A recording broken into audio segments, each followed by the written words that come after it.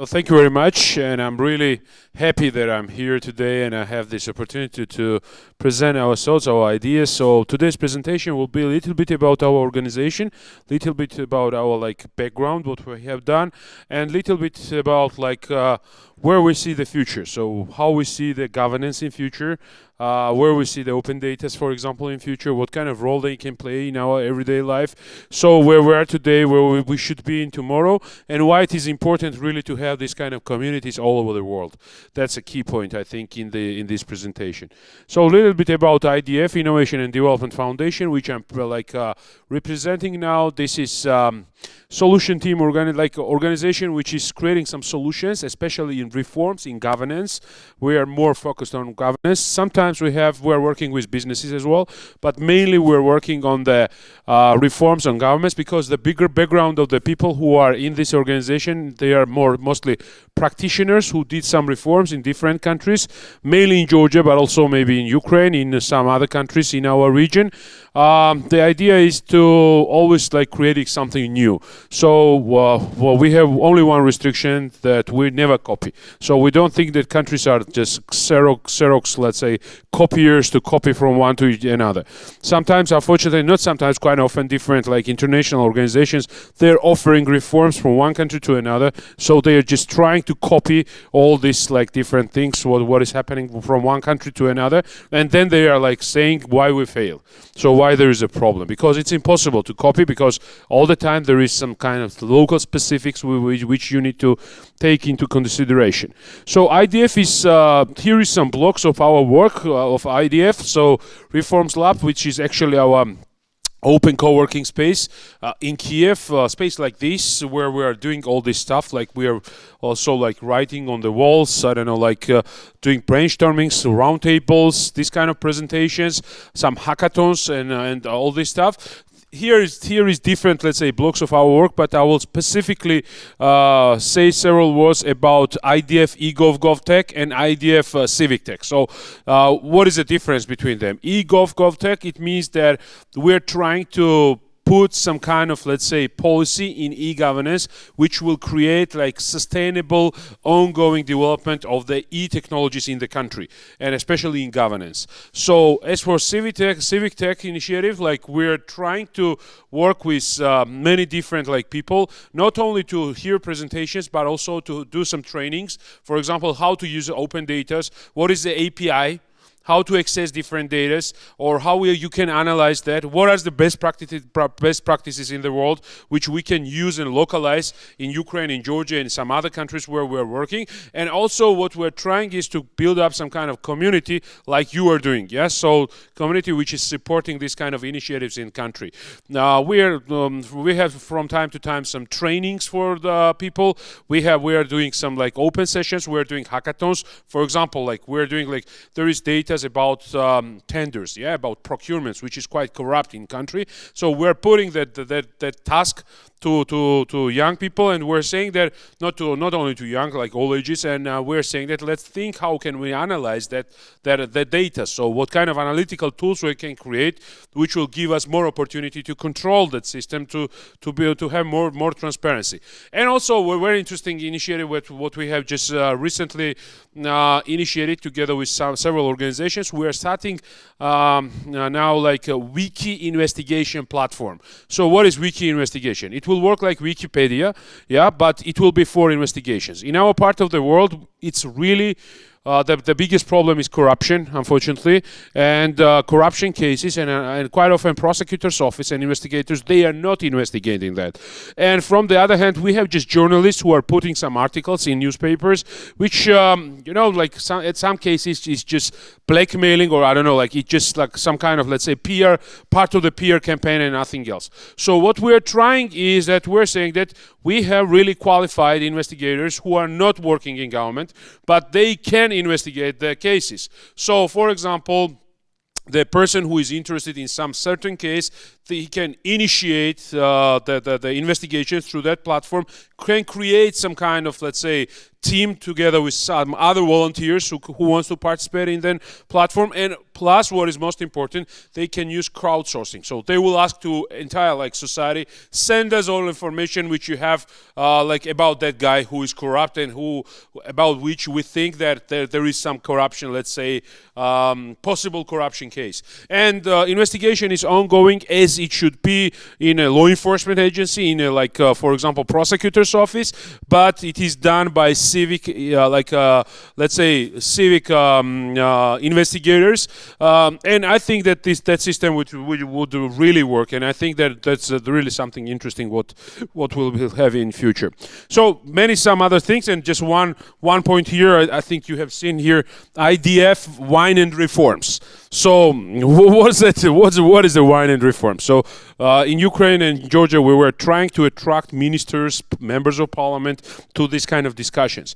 And quite often, you know, they are tired at the end of the day. They're saying that they don't have enough time. So they are like always creating some, I don't know, like problems, arguments why not to come. So we added a little bit of like tricky thing like wine. Yeah, and we said that if you will come to our evening discussion, which is on some certain topic, we will have like free Georgian wine. So Georgia is a cradle of wine. At least it is written in a British Museum of Wine. So we're selling that like we're selling that brand to all the people. And also here is why, by the way, IDF integrator. What it means, for example, yesterday we had very interesting meeting with ballot.org. Yes, the representatives are here. So we're trying to find like good solutions all over the world and to integrate that, for example, in our country or in our part of the world. So that's an idea. So a little bit about background, what we were doing. So I was Deputy Minister of Justice, but I was not born as the Deputy Minister of Justice. Yeah, so I was like I was working in government, in the public sector, like from 23. And one of the projects, like we had done many projects, especially in e-governance, all these data, populations, registries, I don't know, everything we have created in Georgia. And also like one of the projects is this public service hall, everything in one space. Like before that, it was one of the most corrupt country in the world, Georgia, before 2004, before like Rose Revolution, which has happened, and government has been changed in our country, and we started immediately some reforms. So at the end of the reforms in 2010-12, we opened this kind of spaces, which are like concept of everything in one space. For example, this is Tbilisi Public Service Hall. You can see here there are 700 operators who are serving every day 15,000 citizens, and these citizens are coming for all the different documents. I don't know, IDs, passports, birth certificates, company registration, property, land.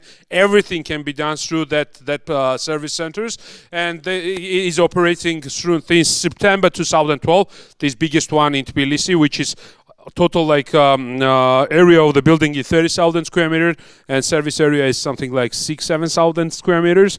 And what is the concept here? So, for example, we examined in these 2 days a little bit in Chicago as well. So you can hear from politicians that they have one-stop shop, but unfortunately, if you will really examine that field, there is, I don't know, 50 places which are called one-stop shop. 50 places. So the question was why it is one-stop shop if there is 50. So why 50? Because I don't know, some like a birth certificate you should need to take from one place. So like construction permit you need to take from another place. That these mediators like private companies who are doing huge money on the bureaucracy. How it is called? Givi, how it's called? The name of where are you registering the property? Where are you coming? Some private offices. Some private offices who are doing very good business on bureaucracy, which is created by the government. So they exist just because government has created some bureaucracy, some procedures in order to register different documents. Title, yeah, that title, you know, the Chicago title, which is the biggest one as I know, but they are big because there is big bureaucracy here. So like they exist because there is some bureaucratic procedures. But in Georgia, in this public service hall, you can come and in 5 minutes you can register your property. So you don't need to bring any documents. You need to bring buyer of your property, and you need to come there, and you are just signing the document, and that's all. It is registered on the new name. So that was an idea to simplify services, not only to build up the new buildings. So in 15 minutes you can get everything. These are some buildings from different cities.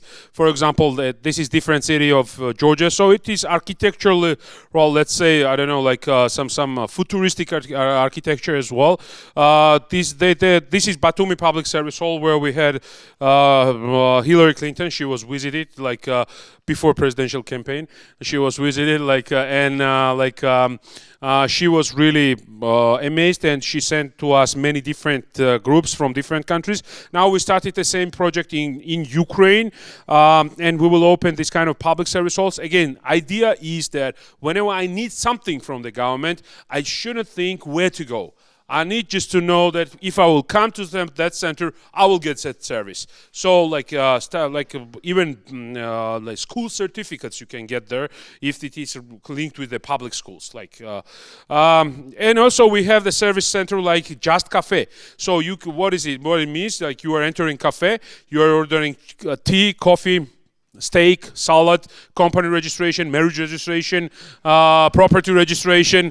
I don't know, something else, like any service. Like there is more than 400 different services. I cannot list all them down here. So while you finish, the waiter is bringing all the ready documents to you, and you have one bill. So in bill you have coffee, company registration fee, property registration fee, I don't know, like salad, Caesar salad. Yeah, you can order that also there. Yeah, and also we have Just Drive. So I guess McDonald's drive-through. Yes. So it is working like McDonald's drive-through. Here I'm like, yeah.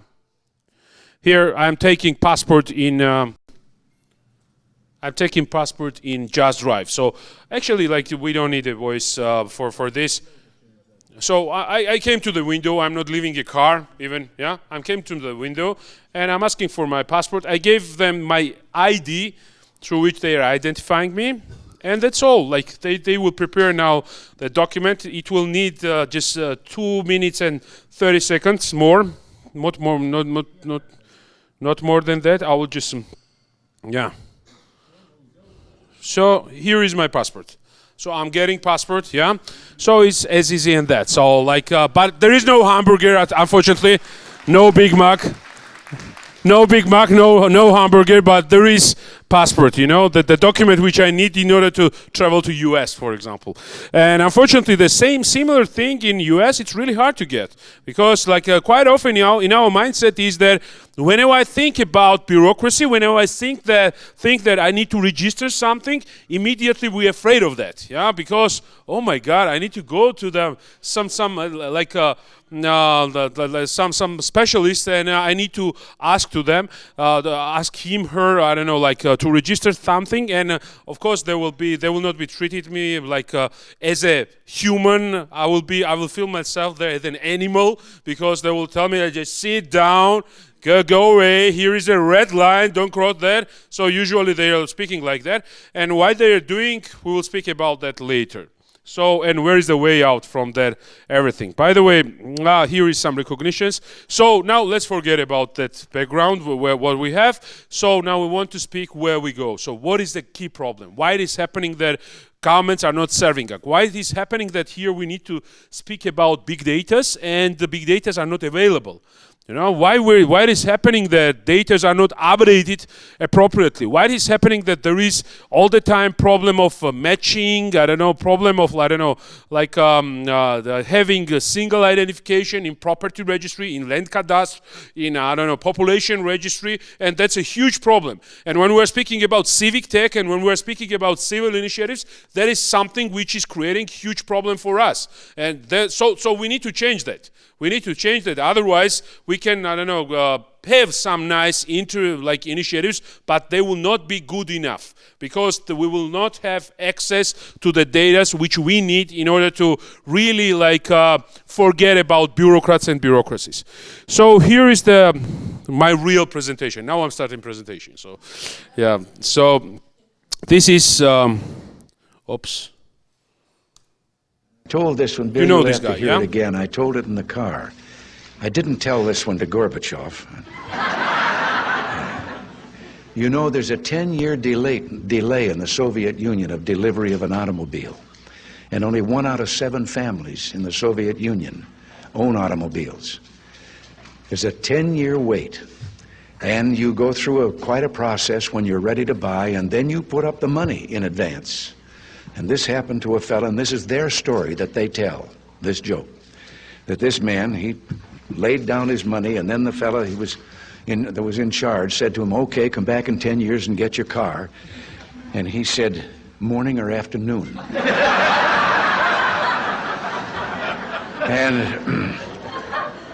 And the fellow behind the counter said, well, 10 years from now, what difference does it make? And he said, well, the plumber's coming in the morning. So this is what happens when government is doing everything. So that was the Soviet Union. So government was doing everything. And for example, just that was not only like with cars, like to register your phone number, to get a phone number, you needed to come in Soviet time to some, I don't know, like a bureaucrat, and you needed to wait for 6 months for some technician who should come to your apartment. And what this technician was doing, like he was checking, maybe you already have some phone number, so you couldn't have 2 phone numbers, but actually the most cool guy in USSR was the guy who had 2 or 3 numbers. 3 numbers was you were like I don't know, you were like some master or something, I don't know. So most influential guy in your city or in your region. So country government was checking not to have more than 1 number. So what has happened? What is in our part of the world now? Same as it happening now.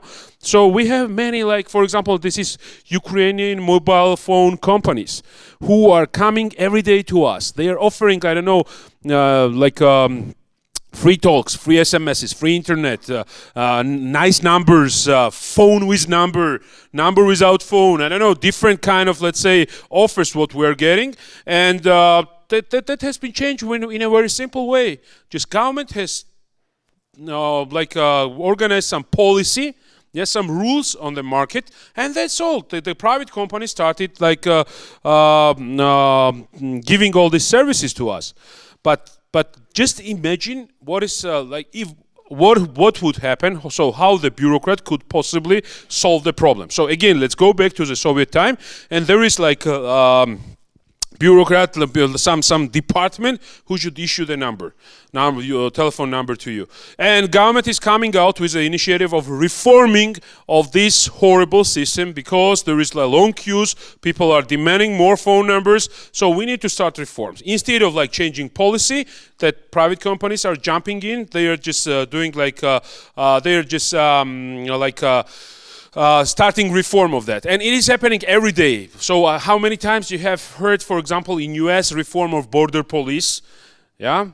I'm sure that many times. Just let's look at the state budget, the U.S. state budget, how much money is spent on the reform. But for example, for me, I don't know what border police is doing, what kind of reform is done there. When I was crossing the border of U.S., I was staying for 2 hours and a half in Dallas airport in order to go through passport control. And somebody will tell me that it was because of security. But no, it was just because there were only 2 counters opened out of 35 counters. And only 2 persons were sitting there with at the desk to check the passport. And that is why, for example, I was lucky because I had a connection flight from there, but unfortunately, almost 20 or 25 persons which I've seen there, they missed their connection flight, and it is happening just because bureaucrats are sitting on that side.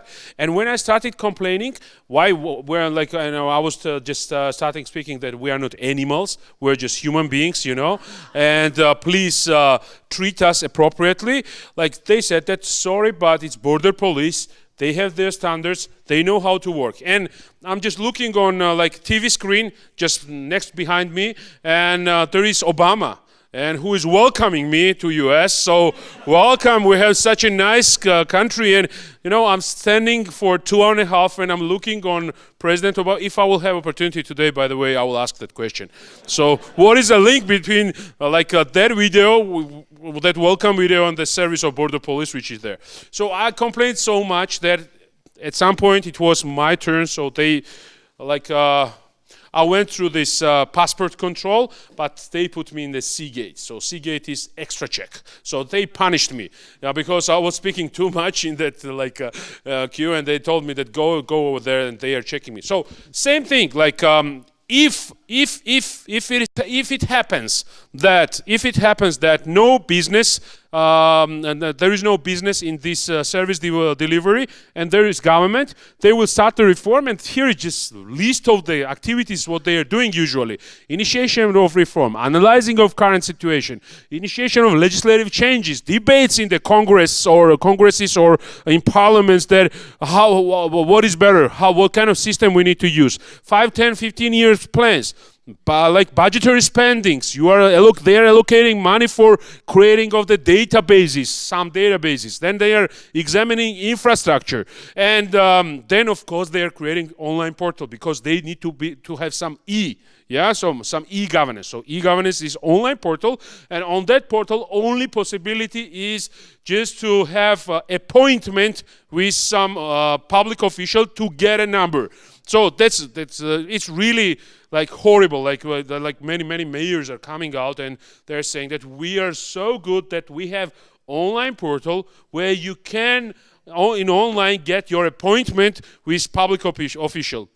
And they are not saying that like that appointment can be like in 2 months. So when you are getting there is such a long queue already that maybe you will get that appointment in 2 months. So like finally, usually how it is ending, like it is ending with selfie of some politician who initiated that reform with the web portal of like queue management, which is in place there. But the reality is that people still need to pay bribe to get a phone number. In this case, people still need to go through old procedures, and nothing is changing.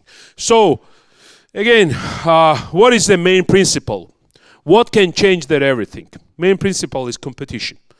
What is happening in government? We are speaking about civic tech. We are speaking about open governments, yes? We are speaking about accessibilities. We are speaking about like data which are not accessible, which are not generated. What can change that? Only thing can change that: competition. Because governments and bureaucrats has the monopoly of some services, they are not changing that.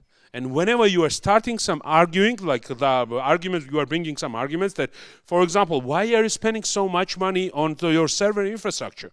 There is a cloud. You can put your data on a cloud, and it will be much cheaper than you are doing that. They're saying it is security. It is security. Because of security, we are doing that. But sorry, but Snowden case, WikiLeaks case, where is the security? Who has secured the data in the like server centers which belong to the government? And the biggest problem is that whenever we start like a discussion, like most important is that who is responsible, who is financially responsible that that data were lost? We, taxpayers, yes? We're responsible for that. And is there any person who will reimburse the cost of the loss of the data which has happened there? No. Nobody will bring that money back. But just imagine if, for example, Microsoft, Amazon, or some other clouds are serving government, and there is the leak like that. Who will reimburse that everything? Who will pay for that? The private companies. Not we, not taxpayers. So service providers. So again, even in cases where like government think that they are too strong and they need to have exclusive, even in that cases, government service is most horrible in the world. So we need competition. Just imagine border police. Let's take an example of border police. That government is outsourcing to 3-4 companies. So you can do the passport check at the border, yes? And I will pay $2 per each case. You know what will happen there? there will be very smiley, nice people who will offer you coffee. Please come to our desk. No, that desk is not is really bad. So we will serve you properly. We will treat you really good because that's a business. That's an income for them. Yes. The same is doing, for example, airline companies. They're organizing the business lounges, I don't know, some additional services for you because they are private. They have financial incentive for that. So the problem is, again, like that we are in a top-down subordination in the government. We are like, like we are in time of old Egypt, yes? When Pharaoh was on top of the system and they were like some kind of, let's say, subordination. And same is in countries, yes?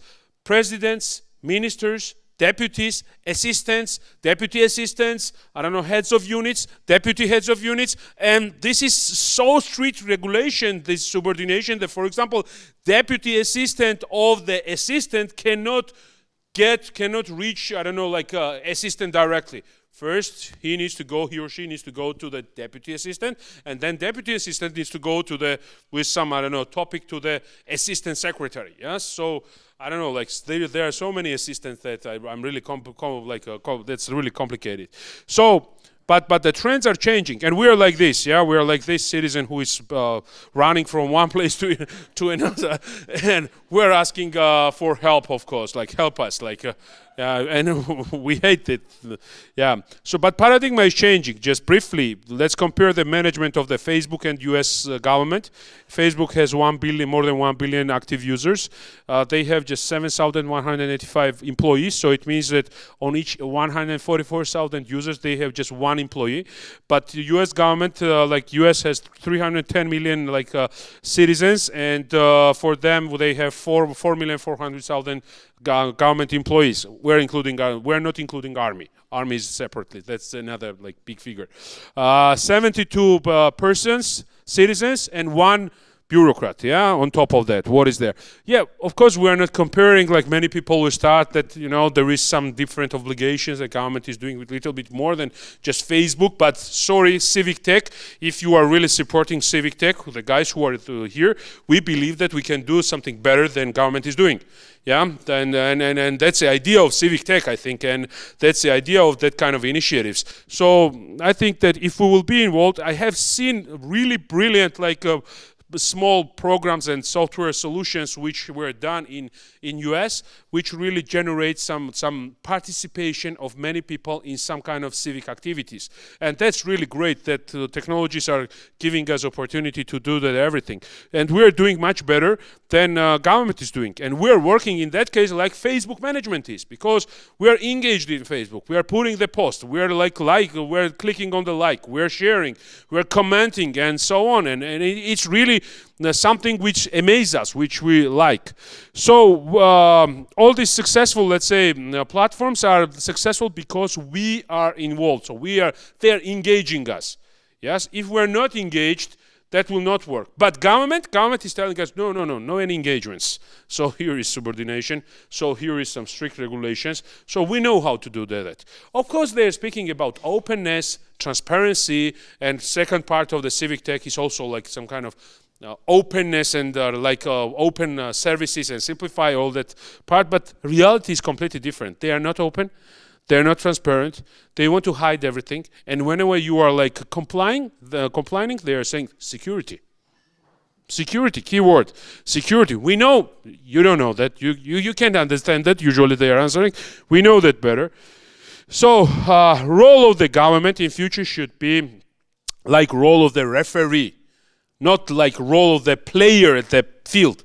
Just imagine if, I don't know, who is now best basketball team? In US, golden. Sorry. That's a political. Okay, I will pick up the example from Europe. So Barcelona, yeah, that's not a political question here, I guess. So Barcelona is playing, for example, against referees team.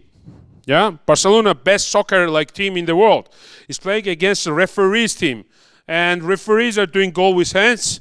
and it's good for them. Messi is, I don't know, like doing everything, I don't know, like a very nice goal, and no, they were offside. Why? Because referees are playing against you. So they have right to solve and to decide like whether there is goal or not. And that is happening like that today. Like governments are treating us like that. They are referees, so they are creating their policies, rules and regulations, and plus they are executing that everything. And that is why we have so many corruption. That is why we have so many problems. That is why we need to stay like animals in lines, in queues, yes? That is why we're afraid of contact with them, and that is why we're just in this kind of environments, and we can just speak about like nice miracles with what can happen around us. So it's time to do this everything, and I think we can. Well, the many things are changing around us, and this is some kind of technological thing, blockchain, which really can change that everything. Just imagine, what is the government? Government is third party. When two of us, we want to communicate each other. For example, I want to sell property, and you are going to buy my property. Government is the third party, which is registering that everything. And that is why we need government. So we're saying that, of course, somebody needs to keep the data, yes? But blockchain is a solution which is distributed, let's say, solution. My presentation is really out of time, but sorry about that. So what blockchain gives you? Bitcoin, cryptocurrency is based on blockchain. So why it is very interesting, cryptocurrency, and not only Bitcoin but others as well, because they're based on blockchain. So what they are doing, you can do transaction without third party, without bank. So you don't need any more bank. So minus 100 Bitcoin plus 100 Bitcoins. And system which is like in this chain can record that everything, and they are recording it in all the miners like servers and all the different servers which are linked with each other. So there is no possibility, first of all, no possibility for manipulation, because there are many copies of the data.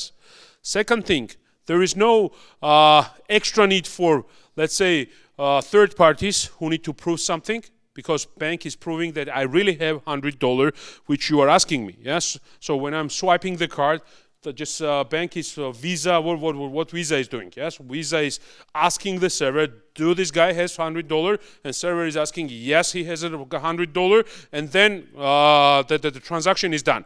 When this money will be transferred to that account, that's a different point, yes?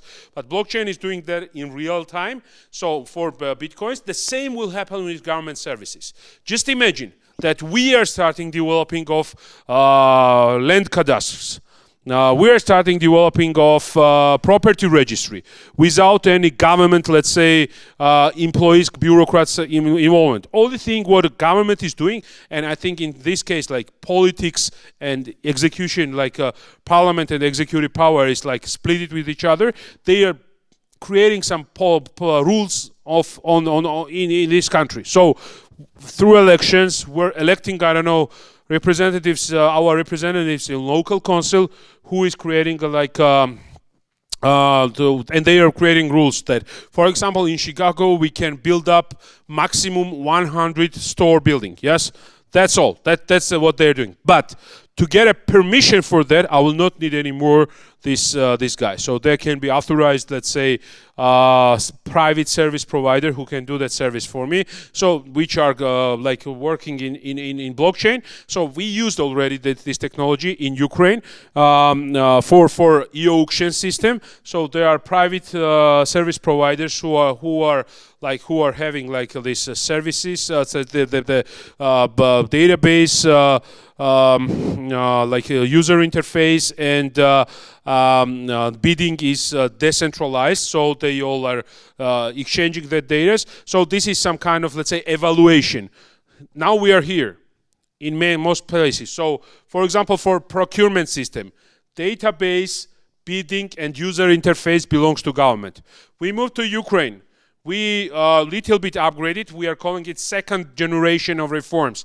When database and bidding belongs to the government, but user interfaces are developed by private companies. And of course, they are working like telecom companies are working through central server. So you are announcing tender here, automatically you have that information on all the web pages, like which are operating on the market. You are putting your bid here, automatically your bid is everywhere.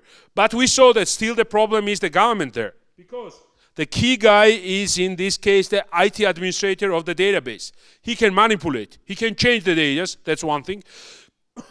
Second thing is that system needs upgrades, and it's impossible to upgrade without upgrades, like I don't know, like Google, Mac. Everybody is sending us some upgrades for the softwares, and system needs upgrades, and it's impossible to do without bureaucrat. And now there is 9 months, let's say, queue of requests to change something in the system, and that is why we moved to the blockchain system. So now there is no center there. So, and it is like also, we can to simplify understanding it. It works like starfish. So what does it mean? If you will cut in the middle of the starfish, both of the parts are still alive and they are not dying. So the system operates in the same way. So it's impossible to kill that kind of system. For example, in Ukraine, tax authorities 6 months ago, they came out and they said that they lost data for last 2 years. And everybody, so what can we do? Everybody were asking, can you do something? The question was from private companies, I don't know, from somebody else. No, nothing. We lost the data. And I'm sure that somebody has paid a lot of money to lose the data, yes, because somebody didn't want to show the data that he's here, his company is not paying money. But in this case, it's impossible. That's no possibility to do anything like that. And we see these kind of solutions in property registry, tax registry, population registry, healthcare system, everywhere. But what is most important, all this galaxy, all of them are big datas, big raw datas, which we can use for any kind of initiative. We can change, for example, text system, which exists here, because these text types and system text types and percentage, it exists because they are coming from papers. It was easy to administrate, to tax people through that kind of taxation system which exists now in US. For example, for me it's so complicated to understand the US tax system that I just gave up. I was going to register my company here in US, so I said that when I'm participating in some, I don't know, project, maybe it could be better when you are US-based company, but it was really hard for me to understand the tax system, how to do the scrutiny work, how to minimize the payments, tax payments, and so on. In Georgia, for example, we have very simple flat taxes, for example, income tax, VAT tax, and property tax, and that's all. From 1st of January, we even doesn't have any more profit tax. So to operate there, it's much easier. So I decided to have that over there. And last point is that we're moving to the P2P contact without any mediators, without any third parties. That's the future. And this galaxy of P2P contacts is also big possibility for data, data analysis, innovative ideas. God knows what kind of ideas will come to us or to somebody else whenever everything will be possible, whenever such a big data will be available. Of course, there is another thing of privacy protection, but it's also not a big problem to protect the privacy in this case, because the key in this case is in my hand. Key is here, in citizens' hands, not here. They're just creating policy. They cannot control your data or control your things. And businesses, they're just developing the services, all these solutions what are operating on market. On the basis of that, we have this 5D principle. So I will not go in deep there. So the last point. So the future is in state as a platform, not in state as a service provider. So that's where entire world will go. We want that, we don't want that, it will happen. Yes, because we are fed up with all these pyramids and hierarchies and top to the bottom, let's say, approaches. Thank you very much, and sorry that my presentation was so long. Thank you.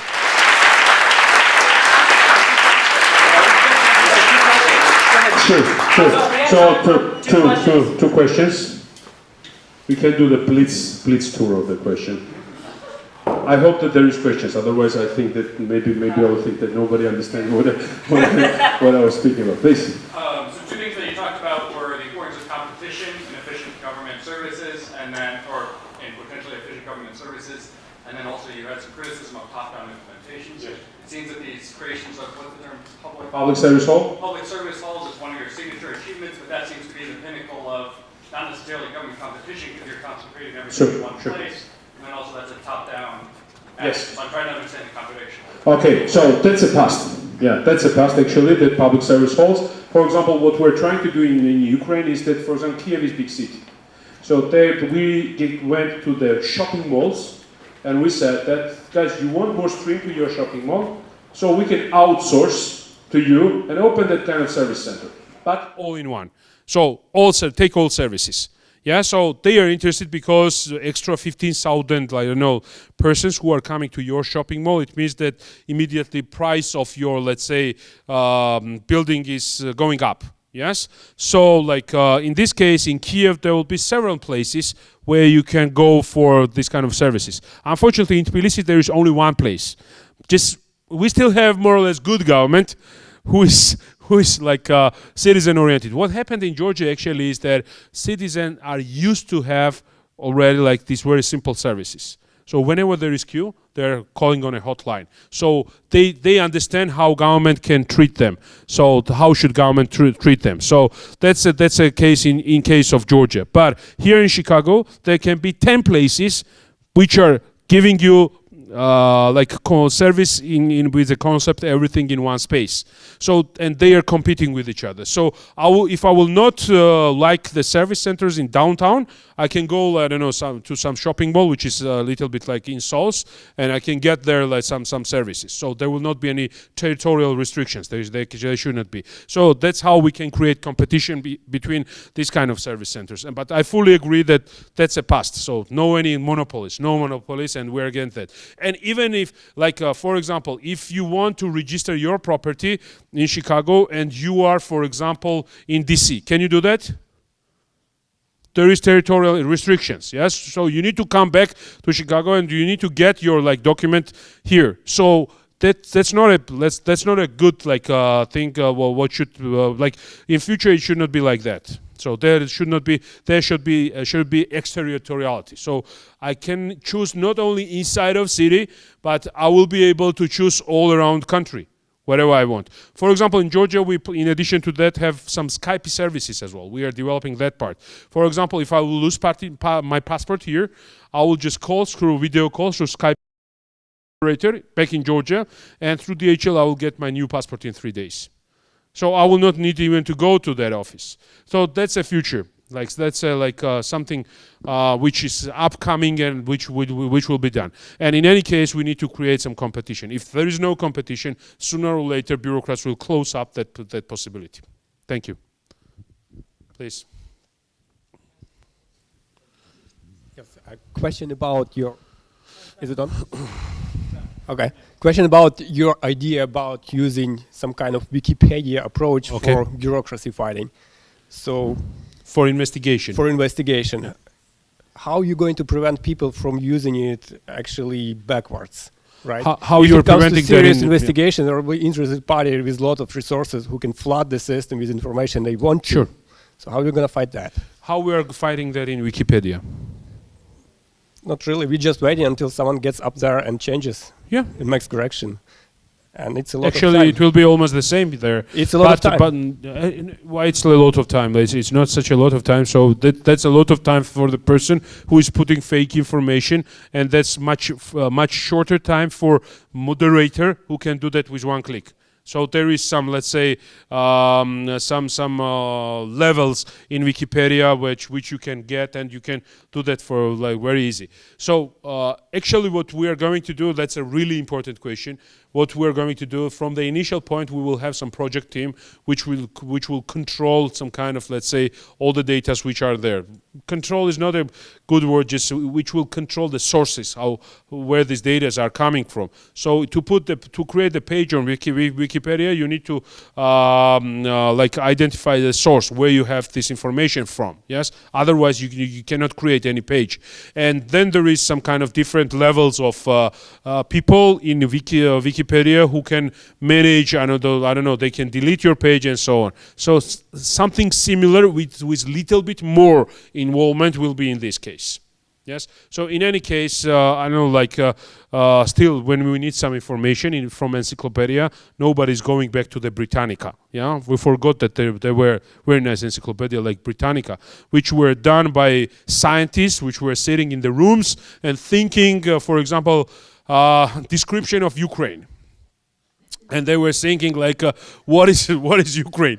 So like, what is Ukraine? Whether it is country, whether it is just word, which I don't know, something is coming with that. And now I can put any information there. Yes, I can put description of Ukraine. If somebody doesn't agree, he can just change. That's very simple. That's very simple. That's how crowd is cooperating. So, for example, same as, for example, on Facebook, you can put a huge number of porno videos. Yeah.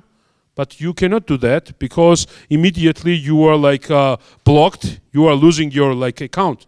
Yeah. So then you need to create another account, and like they have some system there, analytical tool, which is doing that automatically. Okay. Go and fight with computer and open the accounts every second day. Yeah, they will do it much faster and faster. So the same thing is here. So really hard to control all the data which are coming there, but investigators, like volunteer investigators, of course, they will go through the data, how they will validate that in order to create this everything. So again, it is at the initial point now. So in 1 year, we'll show you how it is working. Same as, for example, by the way, when I did the presentation at the Prime Minister's office in Georgia, and I said that we're going to open this Just Drive, Just Cafe, public service hall concept, when we did the presentation, everybody said that you are just crazy, man. Like, it's impossible to do, they were saying. And but this is like past. This is not future. This is reality, which is working, and it is past. Same is. I'm sure that when many of you has initiated some idea, some project, many people said that, man, that will not work. That will not work because only you understand what will work and what will not work. Because only in your mindset that idea is like boiling in a way that it really can succeed.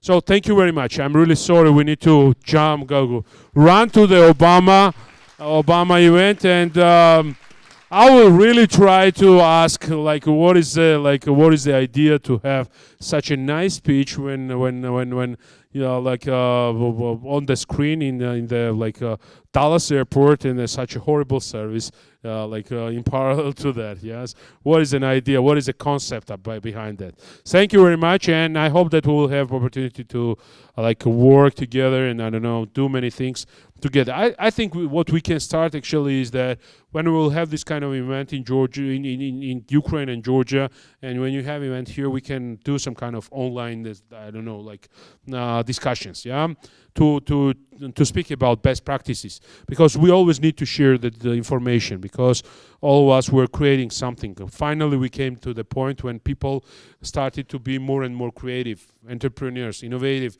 yeah, and that's really good, and I think we need to support each other. Thank you very much.